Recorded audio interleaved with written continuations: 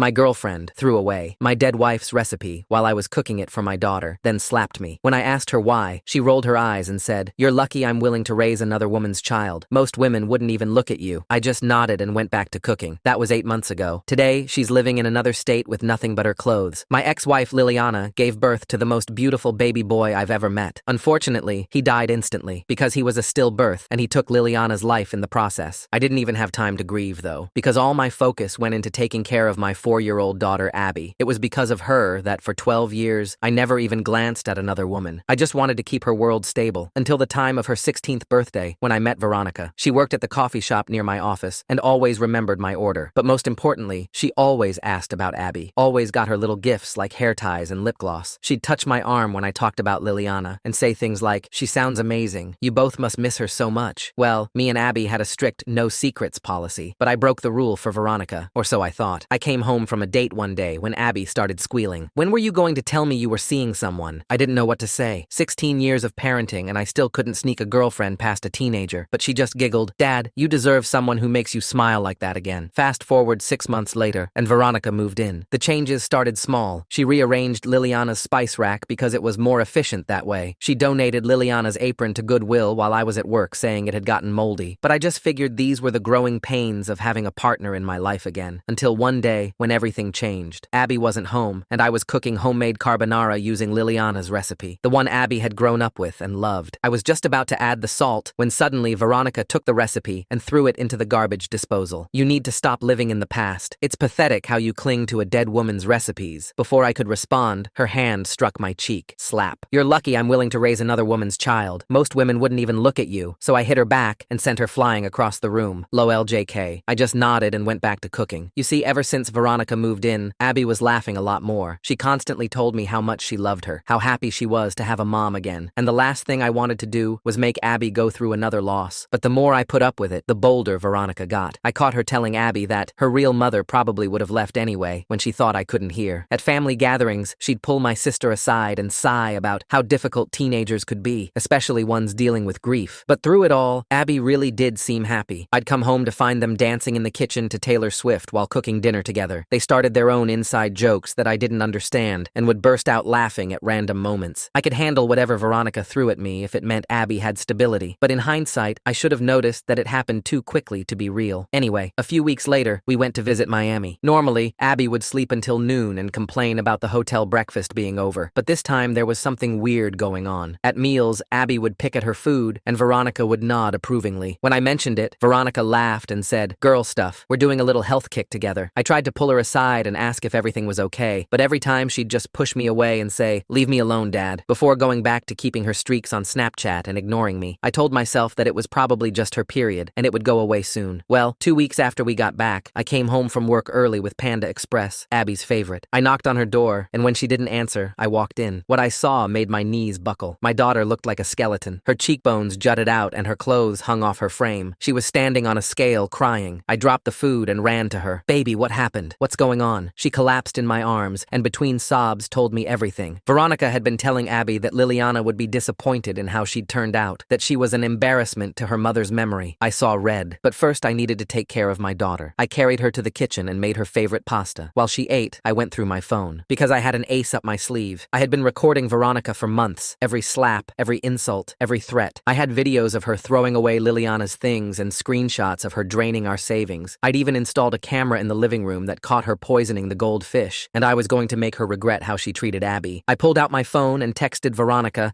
that I was taking Abby to urgent care for dehydration. My fingers trembled as I typed, knowing this would force her to rush home from work. She'd want to control the narrative before anyone else could see what she'd done. Abby pushed her half-eaten pasta around the plate, her skeletal fingers barely able to grip the fork. I helped her to the couch and wrapped her in Liliana's old quilt, the one Veronica hadn't managed to throw away yet. Her breathing was shallow and labored, each inhale seeming to take enormous effort. 20 minutes later, Veronica burst through the front door, her heels clicking frantically across the hardwood. Her face was flushed with rage, not concern. She stood in the doorway, blocking my path to the garage, her hands shaking as she gripped her purse. She launched into a tirade about teenage dieting and how I was overreacting to normal behavior. I positioned myself between her and the hallway leading to Abby's room, keeping my expression neutral. This was exactly what I'd expected. The more she ranted, the more she revealed her guilt. I pulled out my phone and showed her the screen. The recorded Recorded videos were queued up, ready to play. Her face transformed instantly, the fury melting into something colder, more calculating. She realized the depth of my documentation, saw months of her abuse captured in digital clarity. Her eyes darted between my phone and the doorway, assessing her options. The mask she'd worn for months was slipping, revealing the predator underneath. She took a step back, then forward, like a cornered animal deciding whether to fight or flee. Abby's phone buzzed from the couch. A text from her best friend Mia appeared on the screen, asking why Veronica had called Mia's mother, claiming Abby had an eating disorder and needed to be watched closely at sleepovers. The manipulation was already spreading beyond our home. From the living room, Abby's labored breathing grew more pronounced. Each ragged inhale made my decision for me. I couldn't wait to build allies or create a perfect strategy. My daughter needed help now. I scrolled through my contacts and called my sister Lisa. She was a nurse at the local hospital, someone I could trust. While the phone rang, Veronica paced the living room, her fingers flying across her phone screen. She was already working on damage control, texting furiously to whoever would listen. Lisa answered on the third ring. I explained the situation in clinical terms, keeping emotion out of my voice. She agreed to come immediately, bringing her medical bag. Professional assessment would be harder for Veronica to dispute than a father's concern. Movement from the corner of my eye caught my attention. Veronica had moved to Abby's laptop on the kitchen counter. Her fingers flew across the keyboard, and when I confronted her, she slammed it shut. But not before I glimpsed Instagram DMs open on the screen, messages being deleted in real time. I demanded she hand over the laptop to preserve whatever evidence she was destroying. She clutched it against her chest like a weapon, her knuckles white with tension. The confrontation made it clear I was monitoring her every move, that her days of operating in shadows were over. Veronica's next move was predictable. She grabbed her phone and called my mother, her voice shifting to a sob. She wailed about my paranoid behavior, how I was traumatizing Abby with delusions about her weight. Classic deflection, making herself the victim while painting me as unstable. Lisa arrived within 30 minutes, her medical bag in hand. Her professional demeanor shifted to concern as she examined Abby. She checked vital signs, asked careful questions, documented everything. When Veronica kept insisting that teenagers were just dramatic, Lisa's expression hardened. I pulled Lisa aside and showed her one video on my phone. Veronica throwing away Abby's lunch while calling her a whale. The timestamp showed it was from last week, during school hours. Lisa's medical training recognized the signs immediately. Systematic starvation disguised as concern. My first crucial ally was secured. Lisa's expertise gave weight to what I'd been documenting. She wasn't just a concerned aunt, she was a medical professional witnessing abuse. The foundation of support was beginning to form. An hour later, another car pulled into our driveway. Veronica's mother arrived uninvited, summoned by panicked texts about me having a breakdown. The cavalry Veronica had called was arriving, ready to support her version of events. My mother arrived shortly after, having received Veronica's tearful phone call. She initially sided with Veronica, expressing concern about my obsessive behavior since returning from Miami. The seeds Veronica had been planting for months were bearing fruit. I retreated to my home office and began searching through our shared computer files. In a folder marked Meal Plans, I found text messages Veronica had screenshot between herself and Abby from 2 months ago. One message stood out. Your mom would want you to be beautiful, not like this. The timestamp showed it was sent right after Abby's school photos had come home. Veronica was already working the extended family group chat, planting seeds about my controlling behavior and suggesting I needed grief counseling. The narrative was shifting, making me the problem instead of her systematic abuse of my daughter. The next morning, my boss called me into his office. HR had received an anonymous tip about me being unstable at home. They wanted to conduct a wellness check, ensure I was fit for duty. Veronica's reach was extending into my professional life. Our family doctor, who'd known Veronica since she moved to town, dismissed my concerns during an emergency appointment. He attributed everything to marital stress affecting my judgment. When I tried to show him evidence, he wouldn't even look at it, already convinced by whatever story Veronica had told him. I needed allies outside Veronica's sphere of influence. I texted Abby's school counselor, asking to meet privately at the Starbucks near campus, away from school property, away from mandatory reporting requirements that might escalate things before I was ready. The counselor revealed information that made my stomach drop. Abby's grades had plummeted dramatically after our Miami trip. She'd been caught throwing away her lunch multiple times. The school had documentation dating back months, a paper trail Veronica didn't know existed. That evening, my phone buzzed with a text from Sarah, Mia's mother. She'd noticed Abby hadn't been eating at their house either. The most chilling detail, Veronica had specifically instructed her not to feed Abby after 6 p.m.,